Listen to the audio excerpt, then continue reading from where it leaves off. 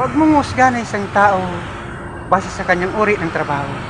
Katulong man, karpintero, basurero, o kahit anong trabaho.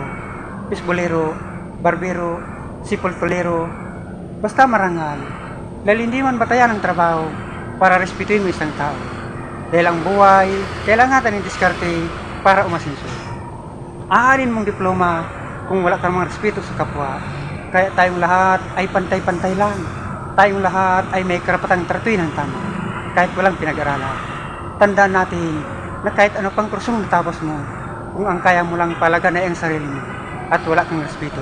At kahit ano pang diplomang hawak mo, kung ang alam mo lang mangusga ng kapwa mo at wala kang respeto. Kahit mayaman o mahirap ka lang, lahat tayo kapag namatay, iisang titulo, diplomang nakaukit sa lapida natin, rest at peace.